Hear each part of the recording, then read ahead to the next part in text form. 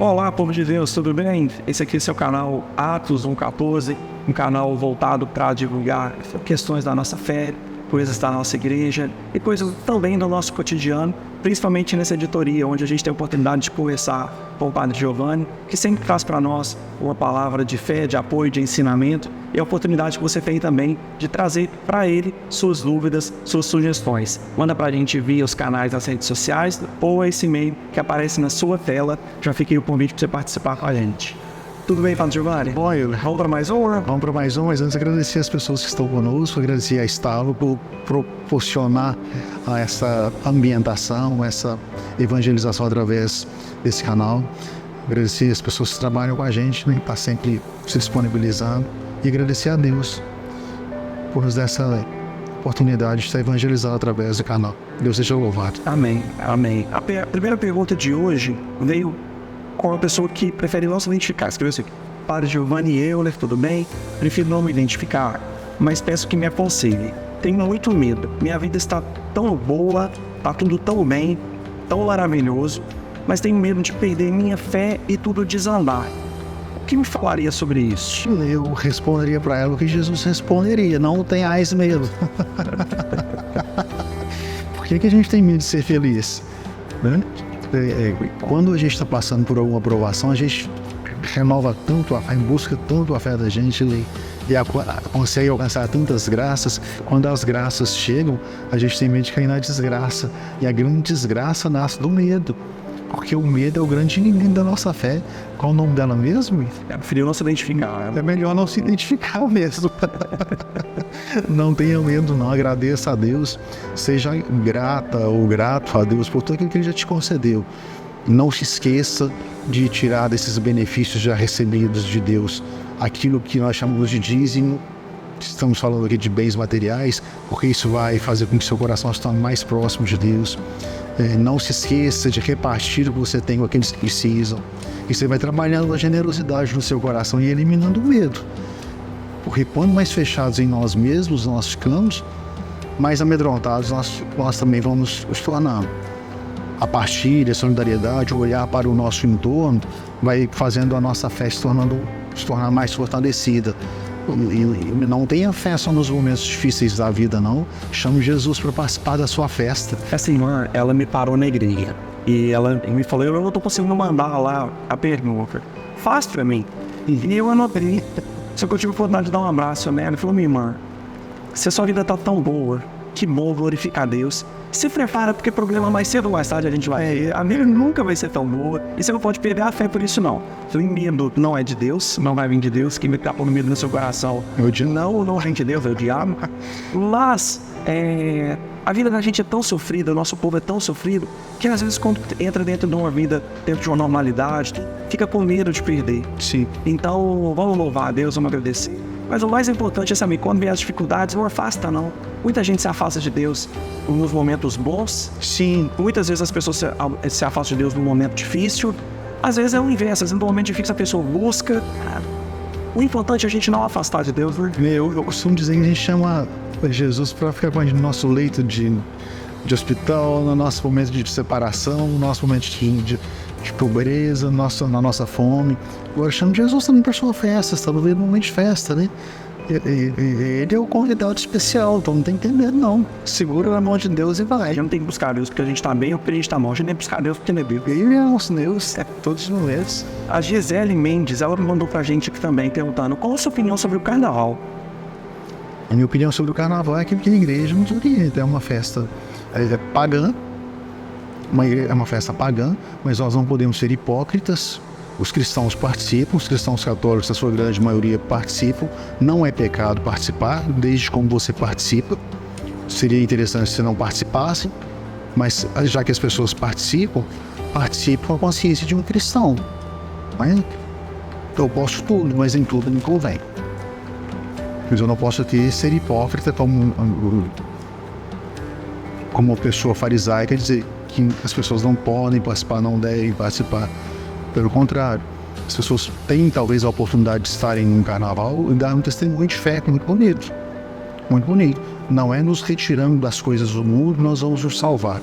é estando no mundo que nós vamos talvez contribuir para que outras almas sejam salvas. Agora tenha muito cuidado para não se contaminar, mas contagie as pessoas com a sua fé, com o seu testemunho, com o seu amor, com a sua misericórdia, sobretudo. Principalmente não julgando, mas acolhendo. Tem carnaval bom também, tem retiro, tem festas boas, tem carnaval em família. Sim. Tem carnaval muitas vezes na igreja. Mas eu acredito que ela esteja falando daqueles mais pesados mesmo. Evite alguns ambientes, mas também não deixe de viver os momentos sociais alegres, com a consciência de um cristão. Se você em algum momento se encontrar lá, seja luz. Seja luz, seja luz. Padre, a Marieta mandou pra gente aqui perguntando, às vezes a gente não fala o sobrenome, porque às vezes vem sigla, vem por sigla, então não tem o sobrenome da pessoa, tá, gente? Por isso que a gente às vezes fala só o primeiro nome. A Marieta, ela mandou pra gente aqui, por que a Igreja Católica se considera a igreja fundada por Jesus? Porque na Bíblia está escrito a história, Jesus fundando a nossa igreja a partir da proclamação da fé de Pedro, que é uma das proclamações de fé mais bonitas, quando Pedro declara a divindade de Jesus. E a partir dali, Jesus se volta para Pedro e diz: feliz és tu, Simão, porque foi Deus quem te revelou isso. E sobre esta pedra edificarei a minha igreja, a fé de Pedro em Jesus Cristo, sendo o Filho de Deus. E a partir dessa proclamação de fé, Jesus funda então a Igreja Católica, funda a sua igreja. Historicamente, até o termo católico, pessoal, ele surgiu no segundo século. Jesus veio no ano 0, perto do ano 33, tudo aproximado, e João viveu até perto do ano 100, e há relatos da igreja ser chamada católica do ano 110. São Inácio de Antioquia já falava a igreja católica. Então, o que quer dizer igreja universal? Então, essa terminologia católica já estava presente já no segundo século dos primeiros cristãos, e não havia nenhuma oficialização da igreja, pelo contrário, ela era perseguida, né? E a igreja também considera que ela não foi fundada por homem, porque quando Constantino proibiu a perseguição aos cristãos no ano 325, a igreja já se chamava de católica. E aí começaram a surgir algumas questões de hierarquia, a questão da primazia de Pedro em Roma, a institucionalização da fundação da igreja gerou toda essa... Você não vai ver nenhum homem falando, a partir de agora tem a igreja católica. Foi uma oficialização do que os primeiros cristãos já viviam. Porque, na verdade, tudo foi se constituindo de uma maneira muito humana e divina, principalmente. Aí a gente vai lá no livro dos Atos dos Apóstolos e vê esses primeiros cristãos, quando da morte de Cristo, as comunidades começam a se reunir em pequenos grupos. E a partir dessa experiência, com o passar do tempo, chega-se até essa época da institucionalização. Mas aí nós precisamos ver esse diálogo de Jesus com Pedro. E é a partir daí que nós temos, então, a semente primeira da fundação da igreja. Inclusive, a gente teve hoje aqui uma pergunta na formação da Bíblia. E há relatos também que quando as primeiras comunidades já se questionavam dos livros inspirados ou não, há relatos de comunidades que se reuniam, falavam dos livros que acreditavam ser inspirados, ainda não havia definição, e mandando para o bispo de Roma para ele dar o anal. Então, mesmo antes da oficialização da igreja, ainda nos primeiros séculos, já havia relatos até desse processo administrativo de mandar para a hierarquização. Hierarquização. É isso mesmo. Então a Igreja Católica acredita ser, sim, a oficialização da Igreja de Jesus, inclusive o próprio nome, Igreja Católica Apostólica, que vem dos apóstolos, né? Apóstolos, depois a sucessão apostólica, né? Tudo garante o nosso vínculo com essa pedra original. Inclusive defende-se alguns que a igreja não surgiu nem na fundação de Pedro, surgiu na cruz. Outros falam de Pentecostes, e que a igreja são as urgências. São as pessoas que viveram com Jesus, né? Que viveram com Jesus e, na verdade, quando Jesus vindo ao mundo, tudo já começou, né? Verdade. O Cláudio mandou pra gente aqui perguntando: Padre, você vê problema em ter um santo de devoção? E se sim, qual o seu? Não temos problema em ter santo de devoção, pelo contrário.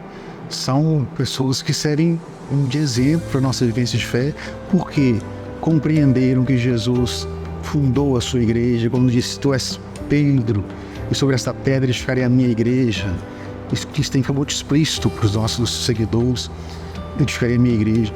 Compreenderam isso, abraçaram isso, viveram isso, se comprometeram com isso. deram a sua vida por isso de uma maneira ou de outra, de várias formas, e tenha o seu santo de devoção, sim, mas não apenas de uma maneira miraculosa, buscá-lo nos momentos difíceis, mas a partir do seu exemplo de vida também se desdobrar e se esforçar para seguir a Deus e a igreja, dando também a sua vida para atrair outras pessoas para Deus.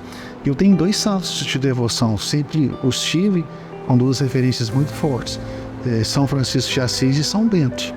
São quase que 2 extremos, mas por causa da espiritualidade dos 2 coisas. Eu tô com devoção com o santo que foi canonizado ainda, Santo Padre Giovanni. Tá me ajudando muito, viu, gente? Tá bom. Isso não vai entrar na lista do cristão, não. Quem sabe, né? Deus sabe. Mas eu aqui olhando e acreditando. A última pergunta de hoje aqui, então, padre, a Marcele mandou pra gente aqui. Padre, qual a diferença do catolicismo com o espiritismo? Na verdade, do cristianismo e o espiritismo. A diferença fundamental está na crença entre a reencarnação, onde os espíritos se constroem, se edificam em cima dessas idas e voltas de uma alma, e nós acreditamos na ressurreição. Na ressurreição. Para isso, Jesus deu a sua vida por nós na cruz, ressuscitou, veio dar para nós os ensinamentos a alegria dessa ressurreição, e isso tudo é a diferença, do ponto de vista da prática da fé, do acreditar na fé. Do ponto de vista de relacionamentos humanos, de convivência, aí nós temos que nos respeitar, nos amar, viver bem nesse mundo, nos tornar solidários para fazer com que as nossas práticas de amor alcancem outras vidas. Mas a diferença fundamental está: nós cremos na ressurreição, os espíritas acreditam na reencarnação. A reencarnação é basicamente um processo de auto-salvação, né? Porque eu volto, na opinião do espírita, eu volto, vou me purificando, passo por um processo de evolução até o ponto que eu não preciso mais voltar. Sim. E para o cristão é um mérito total vistozinho de Jesus lá, nosso Salvador, que pede para que nós arrependamos e mudamos o modelo de vida. Arrependimento e conversão, né? Então, o nosso mérito está todo na cruz de Cristo. E isso é um pouco conflitante com a doutrina da reencarnação, que é esse processo de evolução, que é acreditar lá. Tem outras diferenças teológicas, mas essa é fundamental, essa, que para nós tira o mérito da cruz de Cristo, que é o que usa nosso Salvador. Isso aniquilaria toda a história da salvação, né, em Jesus Cristo. Por isso nós não podemos acreditar em uma coisa e outra. Ou é uma coisa ou outra. Então nós não temos essa possibilidade de agregar as 2 crenças em um só coração, não. Da católico não cabe teologicamente falando, né? Por isso a dimensão do respeito, né? Respeitar quem acredita numa coisa ou outra. E isso, gente, ajuda a gente a ir pro céu, tá? É verdade.